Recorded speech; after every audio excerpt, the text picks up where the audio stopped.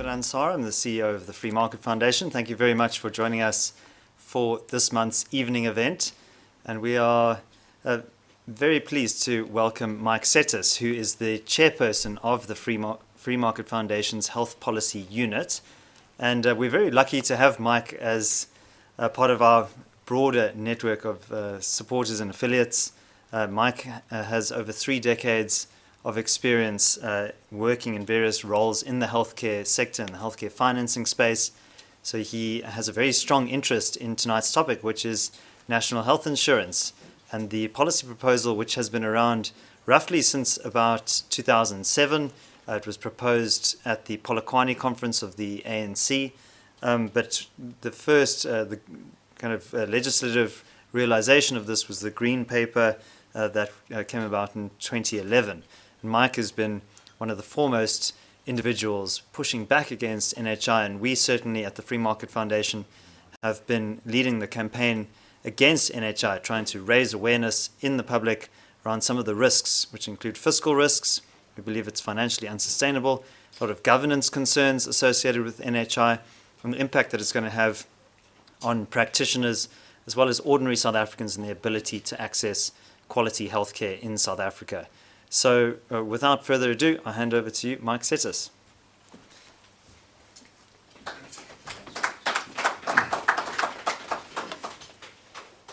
Thanks very much, David. Just want to check that this device is on. I think if we were to go through all the issues that we are concerned about, we might spend many more hours here than what we've scheduled for tonight. But obviously I'll go through the salient ones. Let's move along. So these were the title points that we sent out in the invitation. And the first one was, is this a cure that's worse than the disease? So I thought we would have a look at that. In defining it, though, we first have to look at what is the disease. And ultimately, we have a failing, some might suggest a failed public sector. And in terms of the private health sector, high quality, but it's very expensive. And it's increasingly becoming more inaccessible to people in that space. The percentage of citizens on private cover is actually declining, in not even in real terms, but even in absolute terms. We have another major disease, and this is the disease that afflicts everything down the line, and that's a flagging economy. So we've been sitting at either low or no growth now for around 15 years. That puts a huge impact. We've gone backwards in per capita GDP, and that, as I say, impacts everything down the line. So the proposed cure from government is the NHI, but I certainly hope by the end of this evening I will show you that it will not be able to cure any of these diseases that are unfortunately ailing us as a nation. So why are we here now? And in very few short, simple words, it's the ideology of the ANC, and I think it's then worth unpacking some of that to have a look at. Like many post-revolutionary countries, and specifically where those governments start failing, so they move into the nationalism space, which brings with it all its rhetoric and various other maladies. The ANC's version of it is known as the National Democratic Revolution. And what that requires is centralized control by the ANC of all the levers of power in society and in the economy. They already pretty much have it in terms of the legislative, public service, state-owned entities, security, education, and healthcare. But it wants to extend it more than that and look towards much more civil society and private enterprise. I think the most extreme form that we saw was in the EWC proposals. Those do seem to have sort of gone off the boil a bit, but they still, I think, officially stand there. And the other one, another big one, is this NHI proposal, which seeks to nationalize a multi-billion rand private healthcare industry, and not for any altruistic purposes, I can assure you. So the results of such an ideology, I don't think I'd need to remind anyone in this room that we see obviously endemic patronage, massive corruption, and these are obviously maladies that cause their own set of problems. But in this process, institutions are put to the service of such patronage in every possible way that they can achieve. It's obviously up to civil society organizations like ourselves, plus the courts, plus various other parties to try and limit that expansion. But it also means that more institutions must be found and captured to be put to that service. And the NHR is a perfect example of where they're seeking to find another institution that they can either create or take over in terms of doing that. I found this article, a quote actually, from an article by well-known political analyst R.W. Johnson, which I thought was quite apt. And he says this dominance of patronage has always meant that ANC policy is pretty malleable. I think we pretty much know that. And the party has a cloud of populist assumptions and populist policies. And on the subject of populism, let's have a look at that. Virtually in all cases, it's a zero-sum strategy. It doesn't build anything. It's often destructive. And it often has to create the narrative of victimhood and blame. And in the case of NHR, we have blame is being heaped on the private sector to say it's all the private sector's fault why the public sector has troubles, its own troubles. No evidence has been mounted by government to actually prove this. It's just a simple statement that they claim without evidence. The victim is obviously the Department of Health and the users of that system. So they're being denied healthcare because a private system exists in parallel. The vacuous but destructive policy, and I think I'll obviously go through some of the more details of that tonight. So the one aspect here is the NHR policy process has fundamentally incorrectly diagnosed the problems. I showed you what they diagnosed it as, but they've got it completely wrong. So the diagnosis is that public sector resources are insufficient, and I'll show you tonight how that's not true. The real problems are these here. Governance frameworks have been largely dismantled, and management capacity has, in many cases, literally been destroyed, which is why the public sector health department is in such bad array. Another diagnosis that they came up with is that South Africa needs universal health coverage. Throughout the NHR policy process, they've conflated achieving universal health coverage with implementing NHR. But I'll show you now in a few slides or two that South Africa already achieves universal health coverage. The problem is the quality of care that is being delivered. It's not its accessibility that's a problem.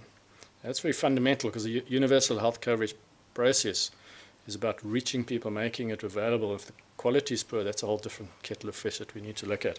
But they've quite successfully woven that narrative, even amongst journalists and stuff. You can read, they espouse the story, but in actual fact we have it, which then begs the question, why do we need NHR?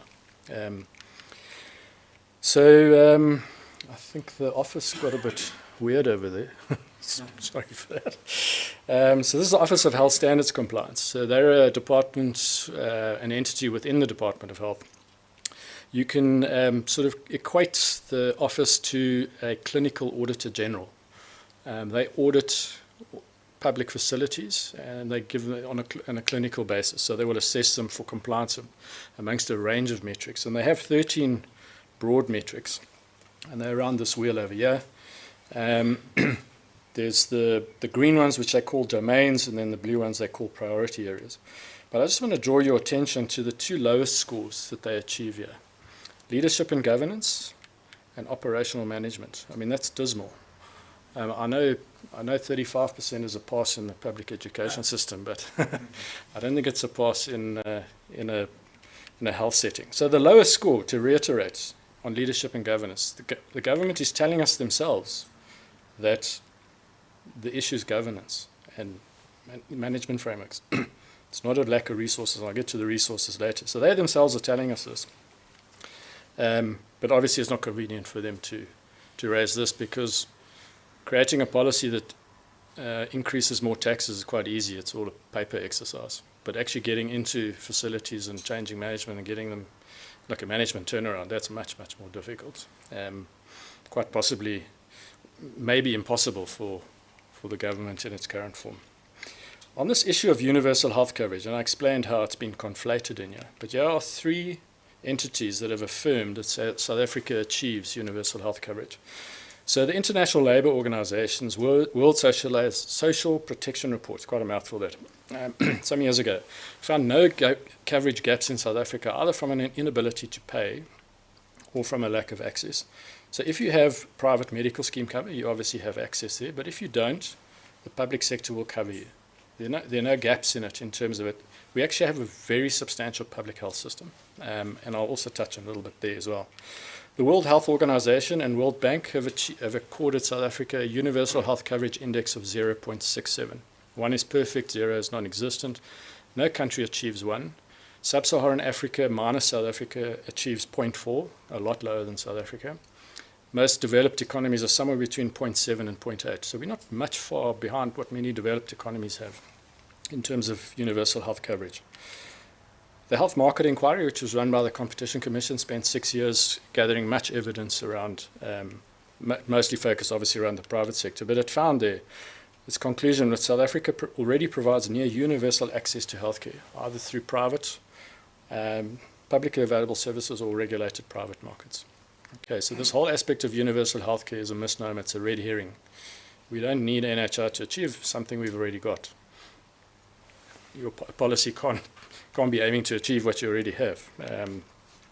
So it's clearly diagnosed the incorrect thing. So what the policy process should have addressed. So in the public sector, as I say, governance and management capacity. Now, just to give you one small example, this is not by any means all the problems, but I think as you might well know, if you have governance problems or your management capacity falls apart, all sorts of problems start creeping in where people can take advantage of it. So I'll give you one of our colleagues at the Health Policy Unit a few years ago from a company called Healthman did some analysis on public sector doctors, individual practitioners who had their own private sector practices, which is allowed in terms of the within the Department of Health, although it's meant to be capped at a maximum of around, I think it's about 8% of total hours can be spent in the private sector. It's under a policy called REWAPS, which is quite a mouthful for remunerative work outside of public service. But the policy is heavily abused. They found that some of these doctors are the largest claimants from medical schemes. So how is it possible that you're doing your job in the public sector and you're one of the biggest claimants from medical schemes? It's because you're spending all your time in the private practice and simply not doing the public sector job. Now, I'm not to say all of them do it. It's a process called moonlighting, so where they work without authority outside of the public sector. So they're still drawing their public sector salary and not working in the public sector. None of this gets addressed or looked at. Professor Rispel, I think it was, at Wits University, did an analysis on this almost 10 years ago amongst nurses, and she found that 40% of nursing staff in the public sector actively moonlight. Now, 40% is not a small number, a small proportion. That's very significant. So it's the type of thing, I'm just using it as an example, as I say, to show how where the governance frameworks fall apart and no management is happening of either facilities or staff. These are the problems that start creeping in, and the people who suffer are the users of that public system. Because 100% would be the best. Correct, yes. In private sector, it's cost and affordability that's the challenge, and it is becoming a huge problem. I myself am involved in the private sector. We have some colleagues here tonight as well. It's concerning to see how the coverage levels are dropping, ultimately, and all because of the massive increases in price. But we have the Health Market Inquiry that spent 6 years gathering much evidence, suggesting, and through evidence-based research analysis from numerous experts to create a blueprint for fixing the private sector, bringing in more competition, improving affordability and stuff. And that policy now is just lying there. Well, it never became a policy, but the report is lying there gathering dust, with NHR taking center stage on everything, because it's treated like it's a panacea that's just magically going to fix all these problems. Okay, well, the thing on the lips of every South African these days, corruption, how bad can it get worse? So in terms of this proposal, yeah, it can actually get much worse, but if that's hard to believe. So the NHI fund, just as a very high-level analysis, will be funded through a combination of general taxes, and there's NHI-specific taxes, which not yet been decided, but what's been put on the table is a combination of payroll tax, VAT, or income tax surcharge. Now, and then what it will do, as I said earlier, it will nationalize the private sector, so force them into contracting with the NHI fund, because the private providers will not be able to contract with medical schemes in the NHI world, or for very limited services that the NHI fund doesn't cover. We also don't know what that is yet, so we have a policy process in which we don't know what it's going to deliver. But I suppose that's never stopped this government. The income target for the NHR fund has been pegged at 8.5% of GDP. Now, I want to emphasize this is not a costing analysis. There has been no technical costing analysis done. And in actual fact, Treasury is so quiet on this whole story, it almost seems to me that they're too scared to go down this road because it's just a number that they cannot get to. But the target in certainly both the white papers of 2015-17 had this as the target. And that in just rough numbers that I looked at our GDP, that's about 500 billion per annum every year. That is 2.5 times the size of Eskom. And like Eskom, it would become a state-run monopoly. And I mean, obviously, we can just see what happens with our current state-run monopoly. It's not working very well. So I don't know if you can have healthcare shedding, but maybe it'll enter the South African parts. Are we already there? No, so it's called death. Oh, yeah, okay. Death and taxes, your only certainties. Okay, so slightly more detail around this structure. There's a board that will obviously control the NHR fund. There are a number of committees. I think there are 9 in total. I'm just going to cover a few here. There's an accreditation committee. Now, this committee will decide which providers, those at the bottom there, which private and which public service providers will be accredited in order to contract with the NHR. So you can imagine in terms of the brown paper bags are going to be swirling around to get a contract in an area, because if you don't get a contract, then you're out, you're gone, because you can't go to the medical schemes to contract because you'll be prohibited from doing that. So it's a binary. It's binary. You're either in or you're out. You're gone if you don't make that accreditation committee. There's a benefits pricing committee that will determine what you'll be paid if you're a service provider. You won't be asked. You'll be told at what fee. So we're talking about price controls. And if we know every country that's managed price controls, all we know is supply vanishes if the price isn't realistic. So very realistically, this could actually decrease the level of access to healthcare rather than improve it. There's a procurement committee that will do the centralized national procurement of all services around, such as medicines, materials, consumables. We are talking tenders here that will be hundreds of billions. It's big. It can be big numbers. I can't remember the number on medicines in South Africa, but it's big. So that procurement committee will be responsible for deciding with tenders, but we all know how tenders work here, in terms of getting the services in for the national services, the centralized stuff. Section 24 of the NHR bill says that the board can create any number of committees it so desires with any functions it so desires in order to achieve its objectives. So, yeah. All of these, the board and all these committees and all members within each of these boards and committees is appointed by one person, and that's the Minister of Health.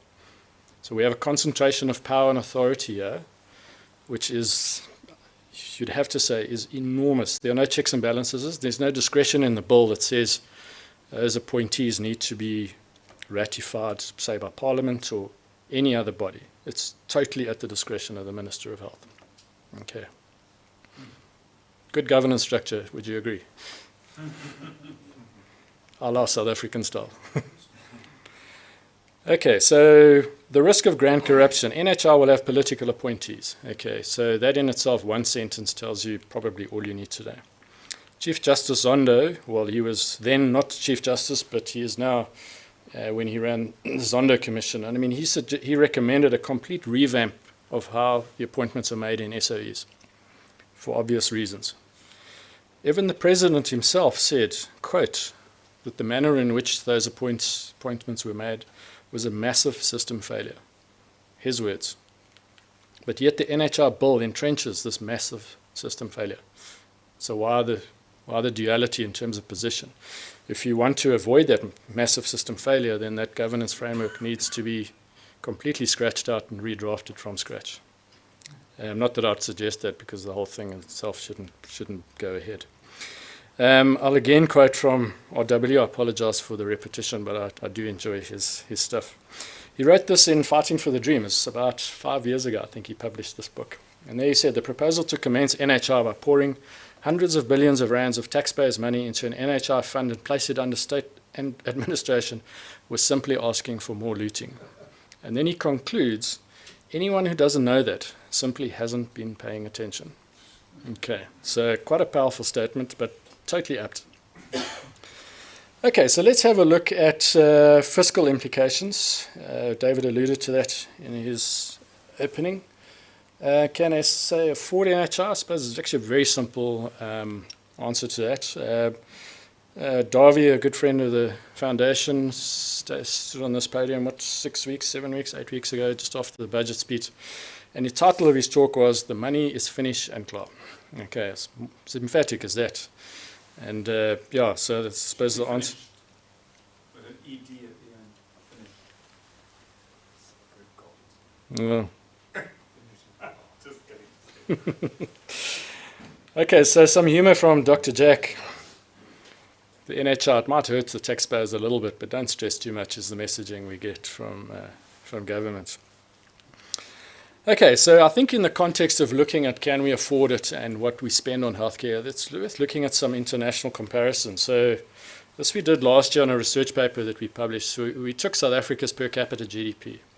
And then what we did is we found the country closest to double that GDP, the per capita GDP, obviously all in equalized dollar terms. And we then found there were 25 countries between there, and we took all these 25 countries and we listed them all. There they're all up there. They're all developing upper middle income. All of these countries are wealthier on a per capita GDP measure than South Africa. Okay, so they're all better off. We're the poor cousin in this cohort of 25. But if we go and look at the public health expenditure, this is how they map out in terms of those 25 countries. The average across all of those countries, public health expenditure is 4.2%, and that's fractionally more than South Africa's current public health expenditure, 4.1%. Okay, so currently we're right in the norm, but what NHI wants to do is make public spend more than double that, 8.5% of GDP, which is virtually unprecedented globally. Okay, with the one exception. For those who are observant, notice the big blue bar on the left, which I've now circled in red. And that country is Cuba. We'll get to Cuba in a slide or two to explain how that all works. We plotted here in the same research paper, we had a look at public health spend versus 5-year mortality. Now, using 5-year mortality, it's a strong indicator of institutional performance in health systems. We could equally have used infant mortality or maternal mortality. The same picture would have emerged here. So we can take this as a proxy for the other two. Well, they are a proxy. So those same 25 countries we plotted out. On the vertical scale on the left, the actual expenditure in dollar terms. And then on the bottom, the 5-year mortality rate on the horizontal axis. So South Africa achieves the third worst 5-year mortality rate out of these 25 countries. But if we have a look at the expenditure, either on or below the blue line, those are all the countries that spend either the same or less than South Africa. A lot of them, if we look at this green block, so there are 10 countries there that achieve significantly better 5-year mortalities than we do. But they spend either the same as us or, in many cases, less to achieve that. Now, I said I'd come back to Cuba. If we have a look there, it stands out as a big sore thumb. It's an extreme outlier in terms of expenditure on public health care. But it's the NHI's, and it's not a secret, it's been blatantly stated by the NHI in its submission to the Health Portfolio Committee in Parliament that they were seeking to copy the Cuban health system because, for reasons I don't need to explain, they love Cuban everything. So. But it's similar to the Cuban system in that it would nationalize all the health assets in the country. It's a single-payer monopoly model, and it would be centralized control, just like the NHI is proposing. And Cuba's public health spend is 11% of GDP. It's either the highest or very close to the highest of any non-developed economy in the world.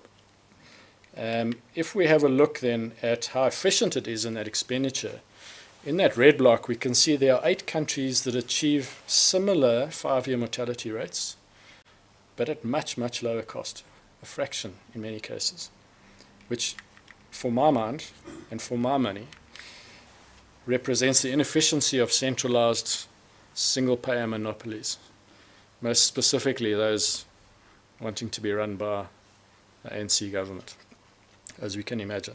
So Cuba does achieve good health outcomes. I'd have to reiterate that they do, but that it's exceedingly expensive because of the inefficiencies within that type of structure. If we come back to South Africa and have a look at what is our provincial public expenditure, I mentioned earlier that one of the diagnoses was the public sector has insufficient resources. So this was a study out of SA Health Review 2019, and they looked at provincial public expenditure from 2010 to the 2020 fiscal year. In the white block there, we can look at the nominal numbers. So the budget went from just over 90 billion to nearly 217 billion. If we then restated that in 2010 price, to obviously remove the factor of inflation, we then see that the real expenditure still increased by over 50%. So a very substantial increase in resources in a 10-year period. Obviously, the public budget is always going to be divided out by the population, and I've used the uninsured population. So that's total population minus those covered on private medical schemes. So, which is obviously relevant to what they cover. And there we see the population grew by 17.6% over that 10-year period. So if we then in the green block have a look at the per capita expenditure in real terms, this is the real value that gets derived out of the public budget. In real per capita terms, there's 28% more budget now, or in 2020 than there was in 2010. Okay. If we go back from 2000 to 2020, there's an even bigger rise. It doubled from 2000 to 2020 in that per capita real measurement. So there's definitely not been any decline in resources in the Department of Health. Equally so, if we have a look at public sector medical personnel, so now what's relevant to look at is provider numbers per 10,000 uninsured population. Obviously, as the population grows, you want to see, are you attracting enough doctors to get into the system? And I compare on the blue bar 2006, and the orange bar is 2019. So that's, a 13-year spread over there. And here we see, I took the 7 largest categories. These have the most medical personnel in each one. As you can see, in all but one category, rather substantial increases in the number of medical personnel employed, filled posts, not advertised or approved posts, actual filled posts. So in terms of human resources, there's not been a decline. In fact, there are 28 total categories, clinical categories of medical personnel. 25 out of the 28 improved from 2006 to 2019.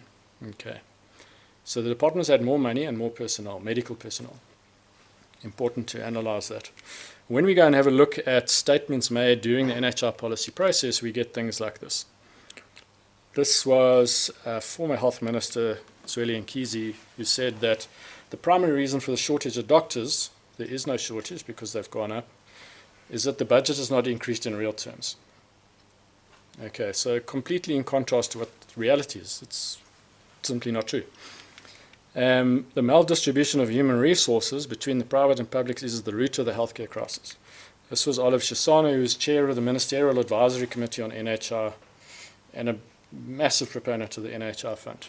Wait. That graph from before was to do with solely public sector increases, or not? Say that again?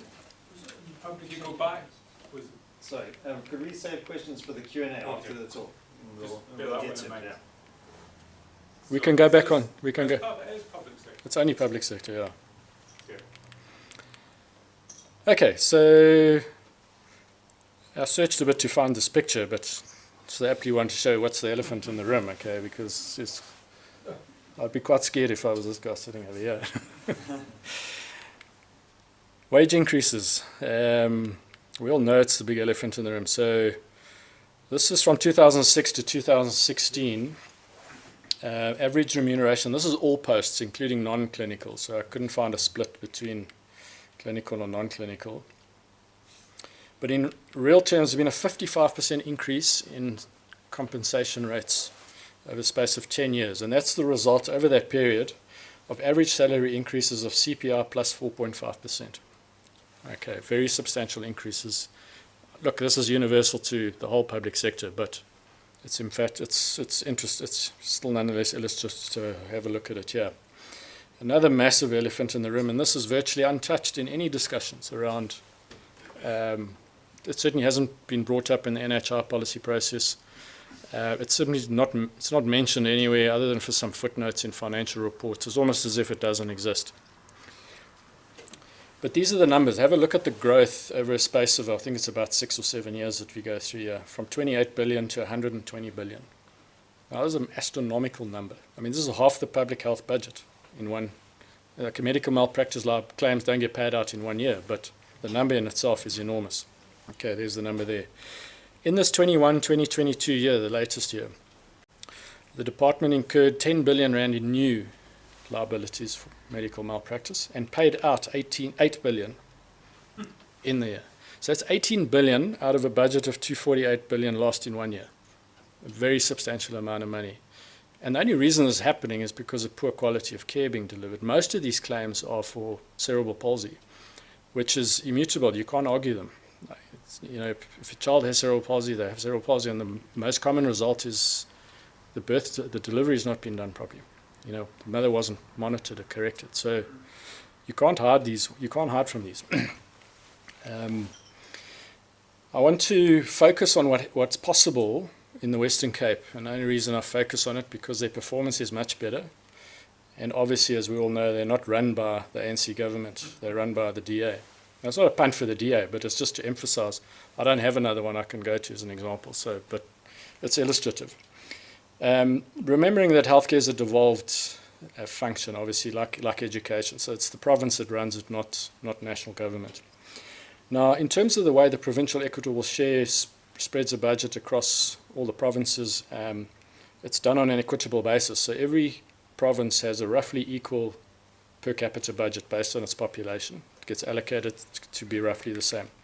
And the same with the personnel to population ratio. I went and had a look across the provinces. They're all fairly okay. The Western Cape actually is slightly on the lower side than the others, but still in that sort of region. So the budget's similar and the personnel's similar on a per capita basis.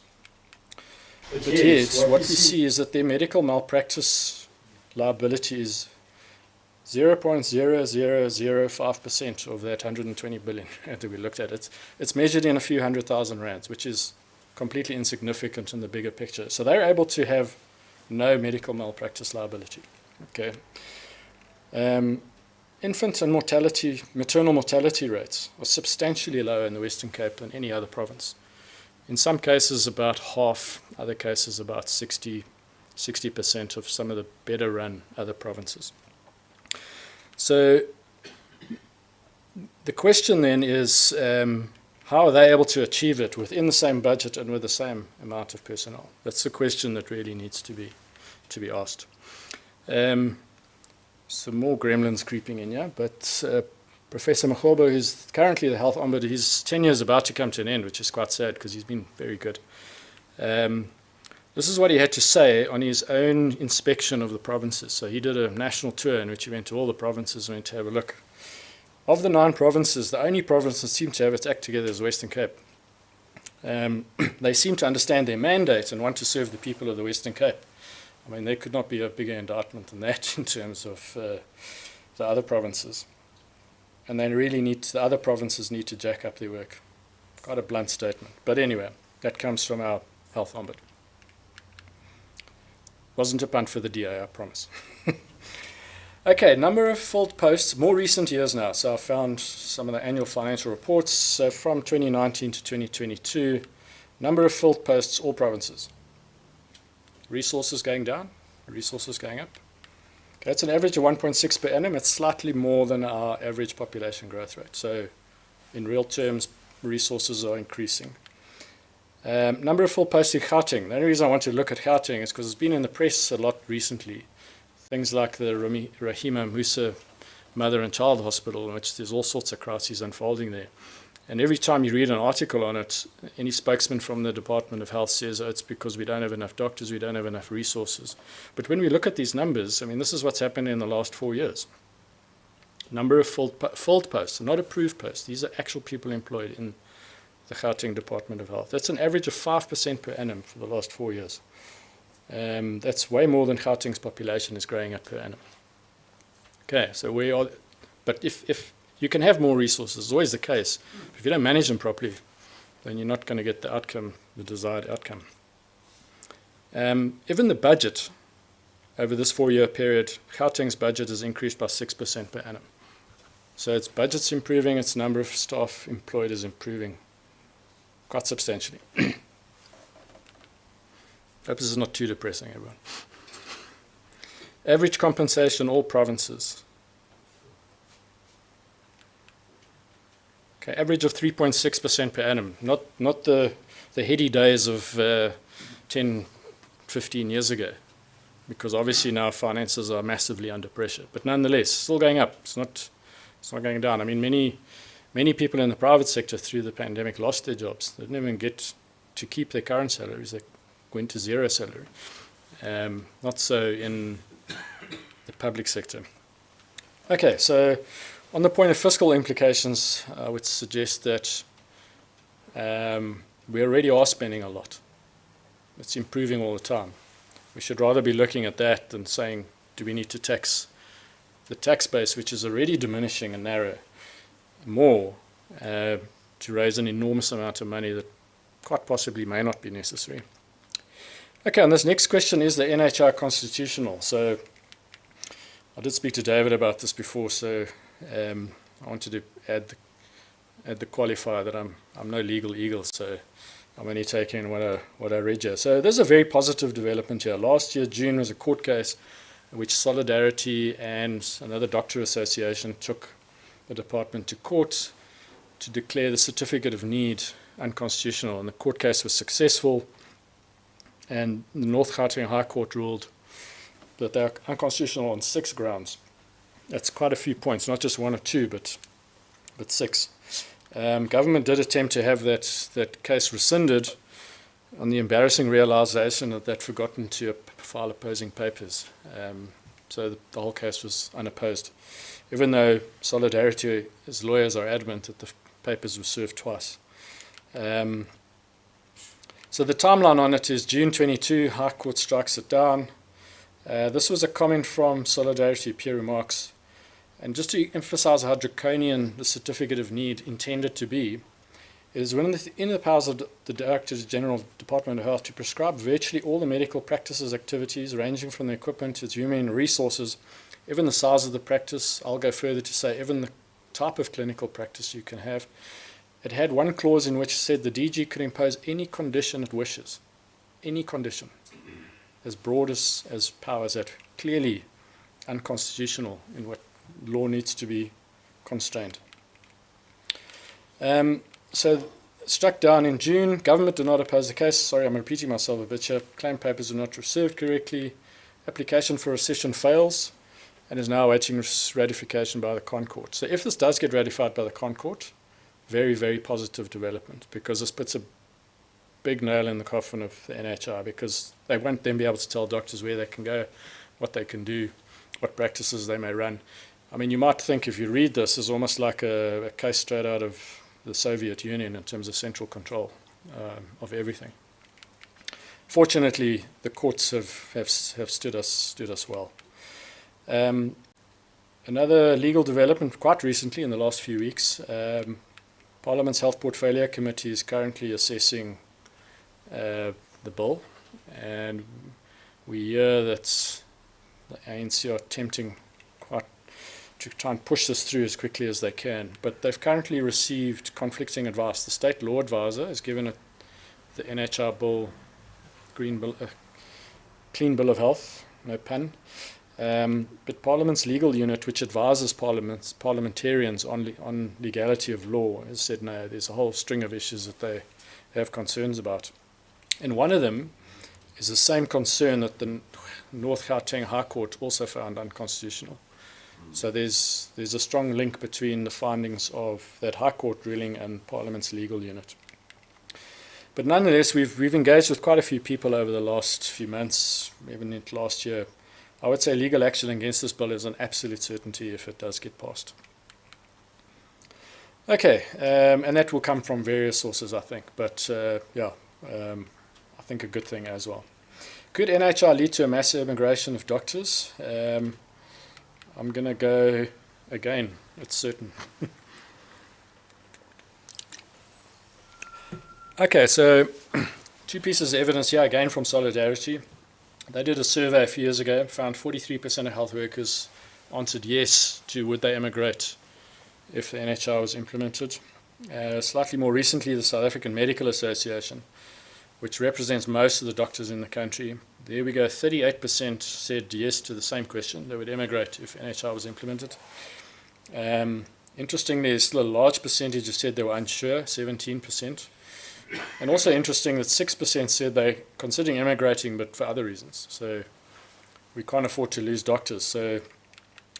But I thought I'd find a real life case. Obviously, surveys can have biases in them. Let's take a real case. And I'll come back to, seems like my favorite subject these days, but Cuba. So Cuba nationalized its health system a few decades ago, quite a few actually. And this was in a paper titled Four Decades of Cuban Healthcare. The nationalization of mutual aid coups and private hospitals provoked the exodus of nearly 2/3 of all medical professions. If you read the notes on it, happened within a year of the nationalization implementing. It was all done wide scale across the board in the country. The brain drain had a significant impact on many outputs of the Cuban healthcare system. One of them was infant mortality rates. As I said earlier, it's quite a measure of institutional performance in health systems.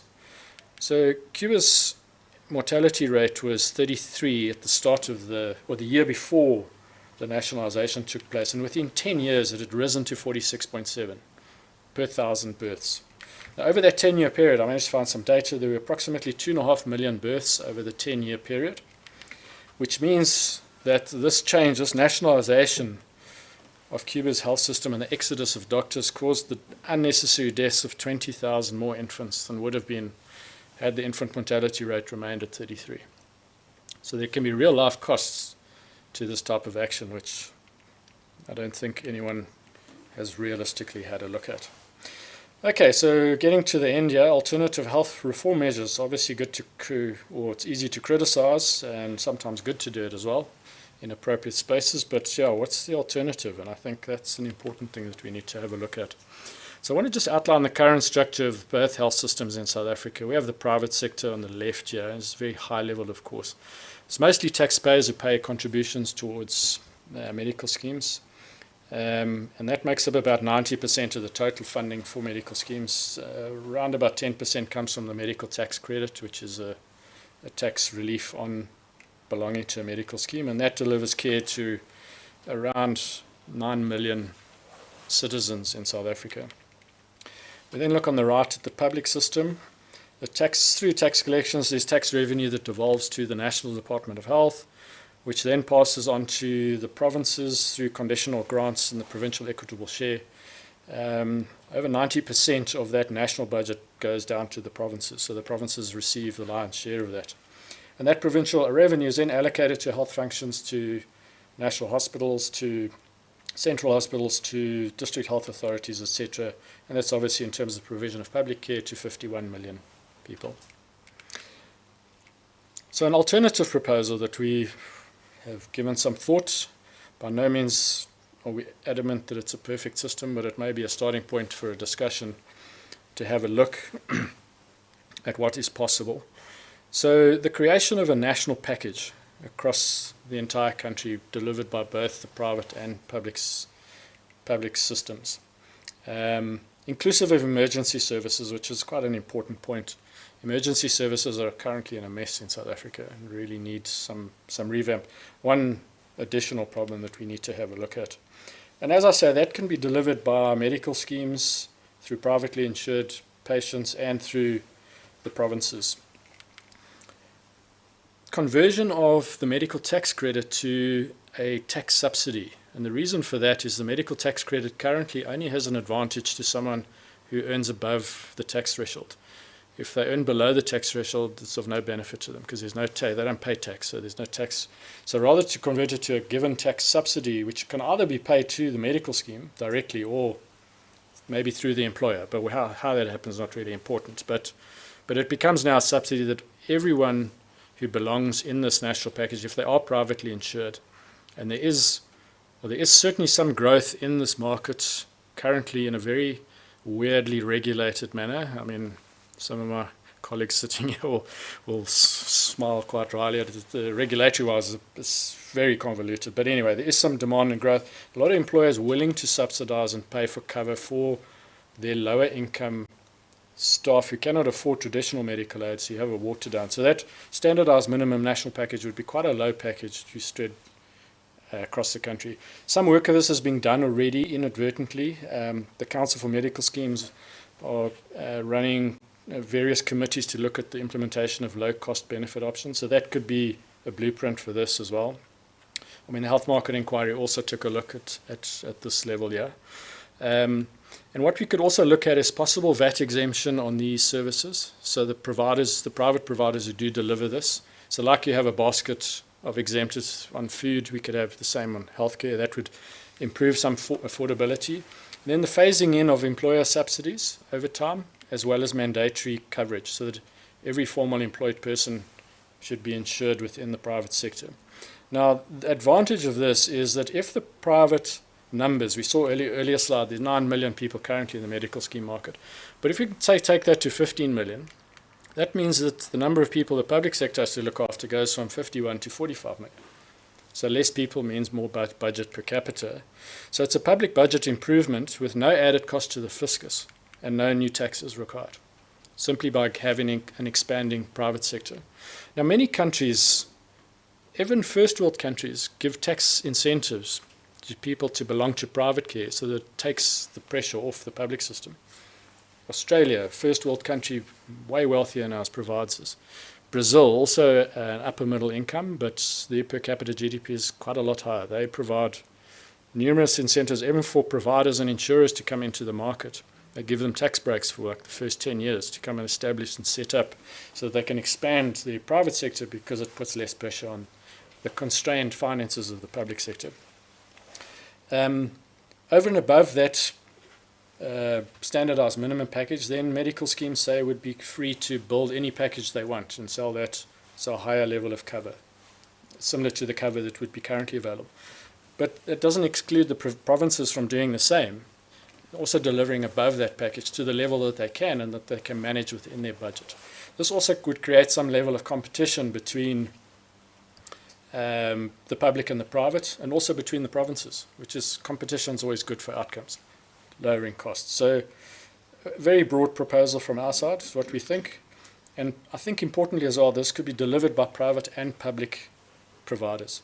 We're very siloed in South Africa. Private sector is only private insurers and private providers, and public on its side. Take a country like, again, Brazil. The public buys from private providers and public providers, and public sector buys from both private and public as well. So wherever the resources are available and they can deliver it, that creates the good competition again, and which brings down prices and improves the quality of services. So the advantage is this: it's a much lower risk proposal. There's very little structural and institutional change in implementing this, especially in the public sector where, as we see, governance is already a major problem. Trying to throw massive institutional changes onto that is going to end in tears. So this is it's a much lower risk proposal. It instills competition between private and public, as I was saying.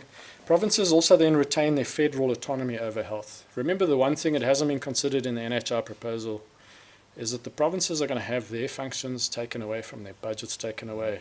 Everything going to go into the NHI fund. I'm not convinced. I haven't heard any noises, but I'm not convinced that the provinces are entirely going to be that happy about this proposal. It's also decentralized, so it's a lower concentration risk. Whenever you have centralization, you have concentration risk. So if it goes all wrong, it goes badly wrong. Eskom, perfect example. Okay, when you spread out, like federal systems, Switzerland's a federal state, so is the States, so is the US. It's also fiscally neutral. It's not going to cost the fiscus anything more. It's going to stretch the government, the public sector budget in effect. And as I said, leverages private sector capacity. So just in closing, I want to look at some interesting stats and stuff here. The world population growth, going back a couple of years here, was virtually non-existent from 10,000 BC, roughly at the start of civilization, to about 1700, in which the globe's population reached 600 million. It topped 1 billion just past 1800, and then in 1928 it reached 2 billion. And I would say this is not a mere coincidence, but the same year that Alexander Fleming discovered penicillin. Look what happened. Look what happened to access to modern healthcare. The year that I entered the world, it peaked out at 2.1%, 1968 there, and then look what happened. Dramatic decline. You can't read it, I don't think, in the thing there, but current growth rate is just over 1%. And this is all about wealth and education. People get wealthier and they get more educated, they have less children. If you have low population growth, you're much more able to grow an economy than if you have massive population growth. World population, extreme poverty across the world. This is just over 200 years ago. 90% of the world were living in extreme poverty. By 2015, where this graph ends, I think it's about 10%. Literacy,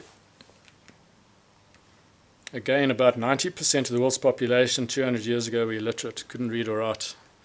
It's changed now dramatically. I think it's about 15%. And then if we have a look at this metric that I've used a few times, global child mortality rate, 5-year mortality rate. In 1800, nearly 1 in 2 children didn't make 5 years old. It's a terrible statistic if you think about it. The human species is, it's amazing we're here, given our history of not making it. I think global life expectancy in 1800 was about 35 across the globe. Anyway, and then I thought I'd end up with something for a bit of humor. That's how I feel about the NHI policy. Thank you very much for listening. Well, thank you very much, Mike. We'll now have an opportunity for some questions from the audience. But I think maybe I could just kick things off. And the title of this talk is how to stop NHI. And I think South Africa has very many what I call zombie policies, which are policies that refuse to die. And just when you think that they're dead, they come back from the dead like a zombie. One of which is EWC, expropriation without compensation, but another is NHI. What would it take to really put the final nails in this coffin? I think there's a lot of politics as a backdrop to this. You mentioned the certificate of need, but how else can concerned citizens, members of industry push back against this policy? Well, I think as we've done for many years, I think awareness is a big thing. Try and create awareness. I always liked the thought of what John Kane Berman from the IRR used to say, that ideas matter. Don't give up on them. And I think creating that awareness, certainly alternatives. There must be some people in government who would be willing to listen, although might also be a bit hard to believe. But I don't think it's going to be resolved outside of the courts, or unless there's a big political shift in the next year. I think it will remain as policy, and they'll keep pushing it. But I think I think the courts, we fired one big salvo already on that certificate of need. It's very fundamental to NHI working, and if the Con Court ratifies that, then I'm hopeful. Could you just go into that in a bit more detail? So the High Court in June last year struck down the certificate of need, which sits under the National Health Act. That's certificate of need is almost like getting your permission certificate to open up a medical practice in private. So it's almost like saying if you want to do open any enterprise, you first have to go and get permission, and then they'll tell you how much of it you can do and what, where you're allowed to do it. So if you live in Joburg, they say, no, they can allow you to do it in Pofada. Well, So yeah, that's a very significant component of the NHR, because they needed that to be able to, basically they were going to be able to control doctors. So say, okay, you got to practice here, you're not renewing a certificate, you must go and open it up in somewhere where we deem it's necessary, because the numbers aren't sufficient. Like what they wanted to do with them when they were young, when the doctors were young, and they had to do Community service. Yeah, is it the same? What's that? No, not really, no. Community service still exists, so they still do that. But it's not the same thing. I mean, the ComServe is, I think it's 2 years. So it's not forever, and it's, as soon as they've qualified, they then do it.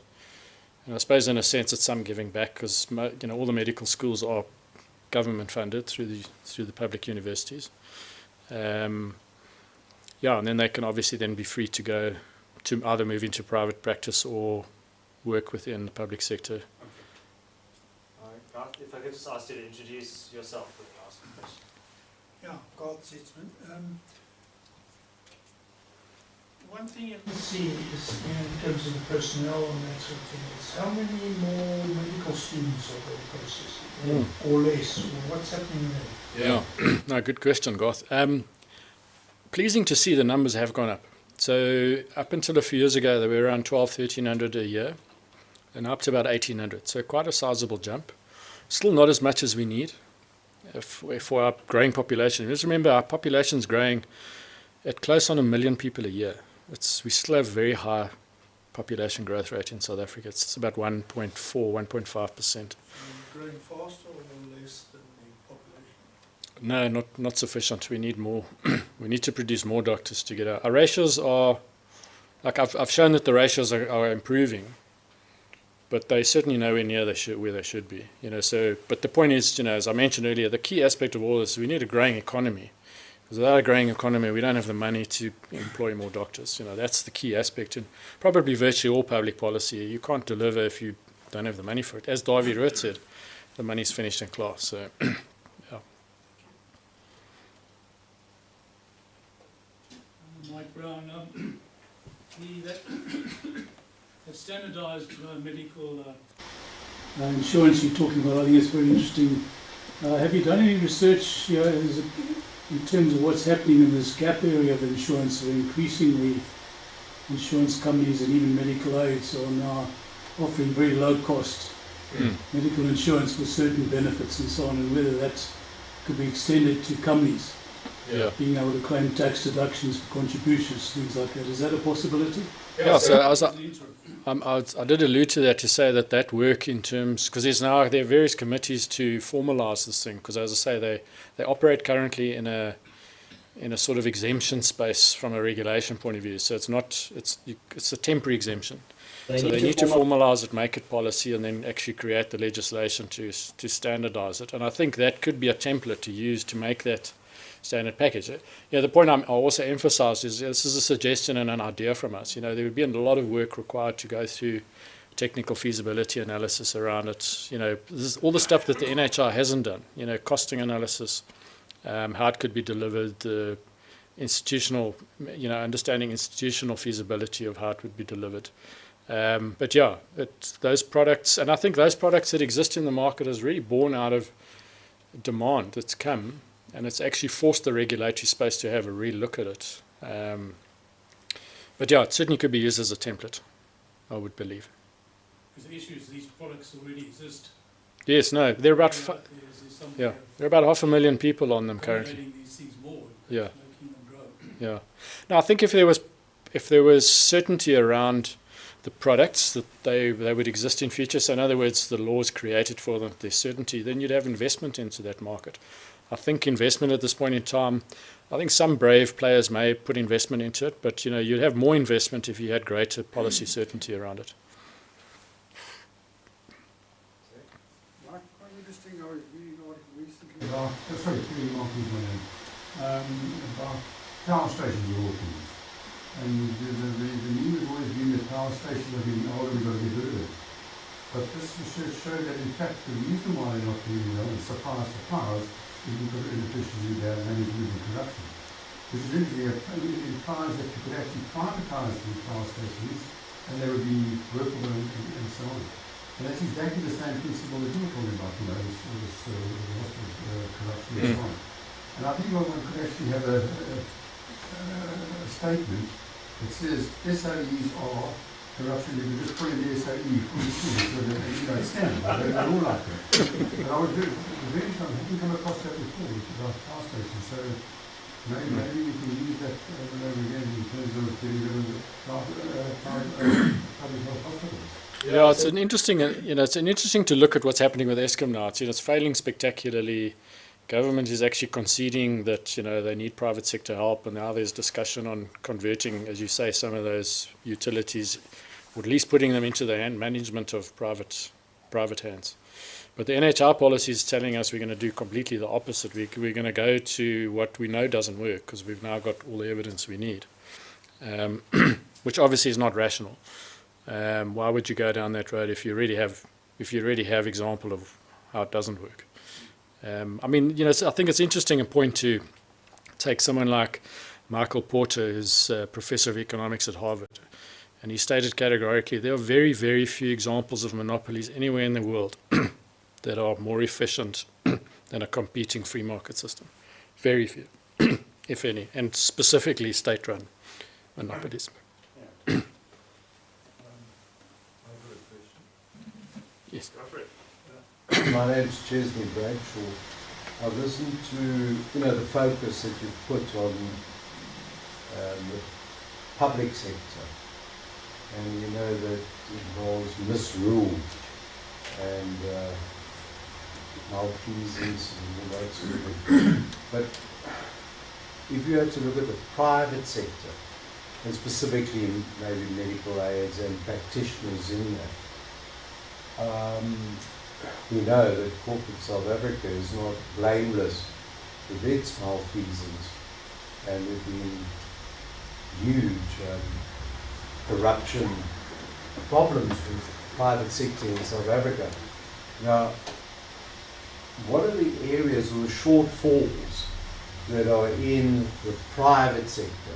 I mean, do they have a lot of legal claims against them? Do they have mortality rate? Are they doing anything to counter costs? So that's my question. No, certainly very valid. Look, I mean, I certainly do not want to give the impression that the private sector is perfect.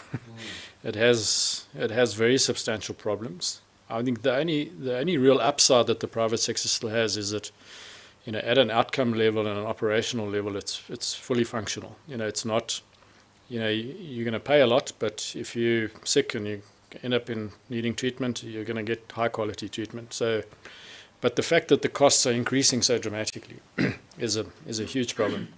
The health market inquiry, I think, did a lot of work around that, and I think it's a travesty that it's not being, addressed, or at least followed, or at least considered, as to those recommendations we put in there. Fraud and malfeasance in the private sector, it does exist. It's certainly nowhere near to what it is in the public, but, we all come across it at some stage. There's some syndicates that operate, trying to get money out of private insurers or medical schemes, and the schemes themselves are trying to do a lot of work around that, but they also face a lot of uphill battle around that because often it gets politicized into something that it's not, and then they take a lot of flack in the press for politicizing it. But they certainly try, put in an enormous amount of effort. I mean, all the large administrators have substantial forensic departments in which they are constantly analyzing to see where these things are popping up.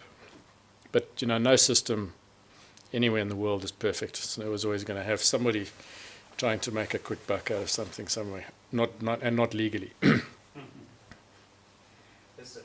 Excuse me, Tony Hampson Tyndale. Who in government is primarily driving the NHI? Because I've always regarded the ANC and the government as not being a government, but all the political parties, but being a franchise operation. Yeah, I mean, it's certainly been a policy of theirs for a number of years now. with the stated aim of obviously passing that bill and enacting this thing. So I mean, if you're asking specific individuals within the party, or, well, I mean, I think, you know, we hear it from the president himself, who endorses NHR, to say that we need to implement this. It's not. I don't think it's a very strong endorsement. It's kind of like a bit vague. You know, we will bring it to you. It's coming. But it certainly is policy of the ANC. I mean, they, like in Parliament, like in the Health Portfolio Committee, they're all emphatically for it. Every ANC member, and they unfortunately, I think, hold a majority in that Health Portfolio Committee, so they can pass it on to Parliament for approval, and they would only then need a 50% plus majority to pass, and then they would send it to the National Council of Provinces. There could be some resistance from the Council of Provinces because of the removal of all the functions out of the provincial departments, and then all the funding essentially being centralised into the NHR fund, because that NHR fund will then determine who gets what and where money goes, and it won't flow in a budget term as if here's your budget for the year. It'll be on service delivered. So you deliver the service, you get paid this, like medical schemes operate on a fee-for-service basis. So it's going to fundamentally change the manner in which the finances within the provinces work, which I think may create some resistance, but maybe I'm being too hopeful. Sandy Len from Provincial Group. Are you hearing of any move of the private sector players perhaps putting resources together to fight the implementation of NHI? Because individually they all say they support the principle and they differ on aspects of practicality of implementation and funding, but it's obviously a serious threat, especially to service providers, because the citizens will not have a choice to for the basic benefit package to actually have their health care delivered at a place of choice if that's covered by the NHI, so it puts risk to their health care. And then for the funders' side, it greatly reduces or diminishes what they're able to insure. Eventually, probably reduce to next to non-viability for the medical insurance sector.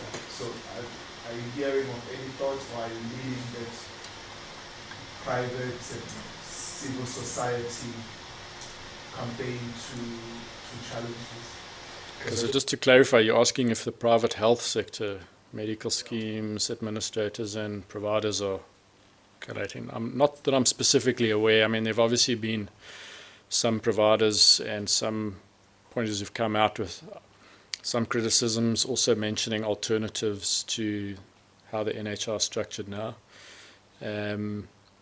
But I'm not particularly aware. I don't know if you do, David. There's no war plan. There are some entities that have war plans, but they're either civil society or trade unions or stuff like that. Yeah, but I'm not actually aware of any collaboration within the private health sector. But maybe that's something you could say, pick up the mantle on that. But I would say there's a collective action problem in a way, that nobody wants to be seen to be the party poopers. Yeah. They don't want to be seen to be against NHI because of this false equivalence with universal coverage. So, but then they prefer to quibble with some of the details around implementation. But I think it's very important in our advocacy that we are very clear and unambiguous. You just said this is actually a non-starter. We appreciate that entities within the private sector don't have that luxury of being as assertive. But I do think it requires some bravery on behalf of the private sector to actually stand up and say, well, this is going to be very damaging, and there are alternative policies that you would rather consider. Yeah, I mean, I think also one of the aspects around, NGOs like ourselves is, we could potentially be the platform, so that the parties funding any sort of action against that, or they're not seen in public to be the parties doing it. And from our point of view as an NGO, I know the foundation's taken on some cases like that in past years. So possibly that could be. I mean, there is definitely, in my opinion, a reluctance to be. It's often couched softly. Like there's no hard criticism of it. It's given in sort of softer terms. And yeah, as David says, you can understand that to some degree. But yeah, I also think, as you said, this is dramatically going to diminish the role for many players and could potentially be existential. So yeah, a real concern, I do think. Having attended, Kerry from Afrocentric as well, having attended one or two of Mike's talks, you left out the all-important 2024. What's happening next year? Look, I may know a bit about healthcare, but I'm no political analyst. So. But you've always tied up how much louder the voices get around healthcare. And I know Prof. Alex was here last time, and this started in 1989 in sort of like London conversation, and it's been an ongoing tool to rally the mob. Yeah, I mean, I think the thing is, it's probably not unique to the NHR process, but it's a clear indication that the current administration is fantastic at coming up with ideas, but they can't take them beyond that. Which I suppose in some sense is good that this wasn't forced through 10 years ago. But nonetheless, it's still we sit, and the problem I have around that is that we now sit in policy vacuum because nothing gets done. The private sector needs lots of work. The public sector needs lots of work done to fix them. But everyone just throws up their hands and goes, NHR's coming, so we don't have to worry about anything. So it's a bit of an apathy that builds in then. And that, I think, is that's the more damaging part, in my opinion. What's the plan? What does NHI envision? Does it say that it replaces all medical aid schemes? You no longer have a discovery or whatever. Everything goes through them, and then your service providers that provide the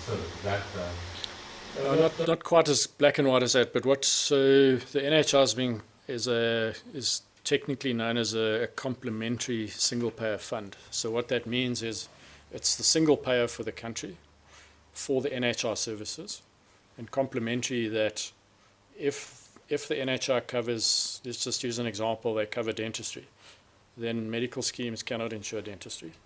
So depending on how much is in the basket, which that's the other side, we don't know. And which also then creates the question of how do you cost something? So how can you understand the fiscal implications? Because you can't do a costing because you haven't said what benefits it's going to deliver. It's policy making for the blind. We just like, it's, but yeah, so to answer that question, it'll, like as Sandila said, it'll very substantially diminish the role of the private funding sector. Yeah, Mike, just on the fiscal implications, I mean, in our work, we've been engaging quite actively with legislators in these committees, and some of the report backs that we're getting is that there is some pushback from Treasury, or at least a reluctance to engage in this. I mean, and when Davy Ritt gave his presentation on the budget, he showed that the Treasury had achieved a fiscal surplus, excluding our debt commitments, so primary surplus. But now we're seeing trade unions getting quite assertive, pushing back against some of those wage demands. Do you think that the Minister of Finance is going to be able to hold the line in terms of resisting these populist pressures for NHI? Yeah, I think he has tried. I mean, he didn't succeed now in this last wage negotiation round because they penciled in 3% and then ended up giving 7.5%. Although the wage bill is the elephant in the room, I don't think 1 year of 7.5 is anything near to what the NHR would be. It's a much, much bigger number. So I can only imagine that the minister must balk at this thing and go, where's the money going to come from? And I think that's why they've been silent, because they're just going, well, it's not even my opinion again. It's not even worth doing a costing exercise because there is no money. So how do we implement something that we want? We don't have the money for it. So The thing I think it comes back to is, as I showed on the resource improvement, is what really should be focused on. Because I don't think it's about how much more money we can spend, because we clearly can't. But we certainly can extract much more out for the spend we're getting. We're not getting good bang for our buck at all now. And as I showed, we've got a number of other countries that spend less than us, get much better outcomes. Our systems are very inefficient, both of them, private and public. Private for the reason of cost, public for the reason of low quality and poor delivery. Well, I think unless there are any follow-up questions, I think we'll leave it there, Mike. But thank you very much. Yeah, thank you. And they say that a healthy man has 1,000 problems, but a sick man has one problem. And I think really what that illustrates is that healthcare is really upstream from so many other issues that we have in South Africa. So if we don't get healthcare right, some of the other kind of economic policy questions may be less relevant. And I think particularly the risk of flight of skilled doctors, but also the middle classes in South Africa, the impact on GDP for a shrinking private sector. I think all of these are really big problems. But yeah, I just wanted to thank you very much for all of the work that you do for the FMF in this cause of resisting some of these mad policy ideas. And yeah, I think a lot of people don't really know how much time and effort you commit to this effort, but I think it's definitely a fight worth having. But yeah. Thank you. Well, thank you. I'd have to say I actually love doing it. So it's. Well, yeah, this gift, a small token of our appreciation, won't make you healthier, but it might dull the pain of some of the policy issues that we're dealing with. Thank you very much. Thanks very much. Doesn't mean that wine doesn't make you healthier.